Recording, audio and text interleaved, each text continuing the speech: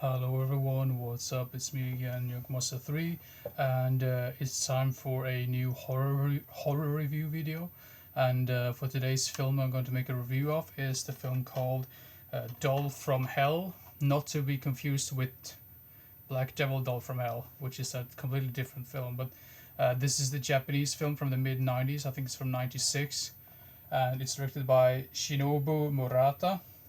So this film is basically about this girl called Erica. She lives like in the countryside with her father, and but their like peace is like um their peace is getting like disturbed. That sounds weird, but anyway, they get interrupted by this like gang, yakuza gang, because apparently this yakuza gang is after another guy who stole their drugs.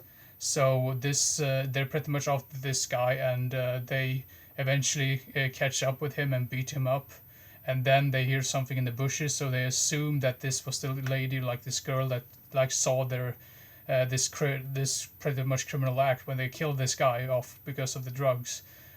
So then they kind of like stumble upon this house with the young girl and the father. So they decide to kill the girl, and they horribly disfigure the father because I think they're pouring some sort of acid in his eyes, like in his face, so he gets really like disfigured and whatnot. And then the father obviously wants revenge for this, so he has been working on a specific type of doll that looks a whole lot like that particular daughter he had. So she kind of gets resurrected through this doll because he kind of sacrifices himself in order to make her live through the doll, or like her soul getting into the doll. So it does have a little bit of similarities with Child's Play in that regard. But then, of course, there's revenge time. So you have this doll that tries to kill off this yakuza gang. And I also have to mention about the characters themselves. I'm just gonna leave the storyline for that because I don't want to spoil anything else. But these type of characters from this yakuza gang feels very like strange because they don't really seem like typical yakuza gang in general, because this group is just really weird. Because you have this lead girl who I think is supposed to be like a typical like yakuza lady or whatever. She's kind of bossy and whatnot. And then you have this silent tuxedo wearing guy who doesn't really say a whole lot towards like until like towards the end of the film. And then you have the punk guy who walks around with like his boombox playing like punk rock stuff and whatnot. And then you have the like a pimp and his two girls, if you get what I mean. And then you have like the like a nerd character who doesn't seem like why should he even hang out with these type of people. But so there's a really strange like bunch of characters in this one, but that's also a sort of like a positive thing because at one point I can criticize it for being like, well, this doesn't seem like a yakuza gang at all, but at the same time it was quite fascinating because at least I remembered these characters because of how weird they were. And so this other guy that they catch up with, the guy who like gets killed because he stole their drugs, he doesn't really have a whole lot of like screen time, but yeah. And as for the rest of the film, because I'm not there's like a little bit of a twist towards the mid section of the film, which I'm not going to spoil for you, but uh, other than that, I'm going to leave it right there for the storyline. So I'm going to talk about the rest of the film. Like I said before, the characters are not really the greatest, but at the same time, they're just really memorable just because of how bizarre they are. There's some really strange. I mean, I really like the lighting in this film, and there's some really interesting like fog machines going on in the background, which I really appreciated as well.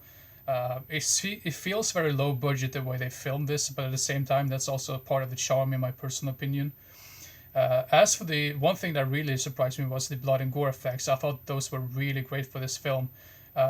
There wasn't a whole lot of CG in this one, but then again, this was back in like '96, and I believe like the CGI effects were pretty expensive back in those days. But all the blood and gore effects, all the practical effects in this one is they are really fun and entertaining to watch. So obviously, it's I mean you do get a whole lot of body count just because of the bunch of characters that are getting killed off eventually. So you kind of guess who might survive, who will survive, will anyone survive. So yeah, that's pretty much everything I want to talk about this particular film. Camera work is good. Cinematography is like also pretty decent. The music is kind of generic, but at the same time, it kind of fits the film in my personal opinion. So yeah, what and the acting I can't comment too much on because I mean I don't really know Japanese very well. So, but it seemed quite decent for like a low budget film in general. I'm not really sure how hard or easy this DVD is to come across, because whenever I like searched for it on, I mean, I sometimes I search for it on the internet to see if it's available anywhere, but it seems like it's very tricky to get a hold of. But this is released by Shriek Show, so if you ever get a glimpse of this one, I can actually recommend this one. I'm ready to give Doll from Hell a 6 out of 10, because as for a low budget film, this is actually pretty darn entertaining. And it has some really fun, wacky moments in it as well, which kind of mixes. I mean, it's a strange mix of weird, wacky comedy with like serious or almost like a drama type film towards the end as well. So I thought it was a really nice mix of genres in a little bit of a way that like that. So. And the locations I thought was really good as well, because it actually feels like it's just like some house or like some wooded area in the middle of nowhere. So yeah, really great atmosphere in this one as well. So yeah, 6 out of 10 for Doll from Hell. So that's it for my review for this film. Not really sure what the next video is going to be. Maybe not really sure why I'm still holding up the film, but I'm not really sure what the next video is going to be about. Maybe like I've been talking about making a ranking video of Stanley Kubrick films. I've yet to see 2 of them, and I'm also going to make a Sam Peckinpah ranking video as well, but I have one more movie left to watch, which I'm going to try to prioritize that one. So maybe another like update video in the near future as well, who knows. But yeah, I hope you enjoyed this particular review, and see you next time. Bye bye.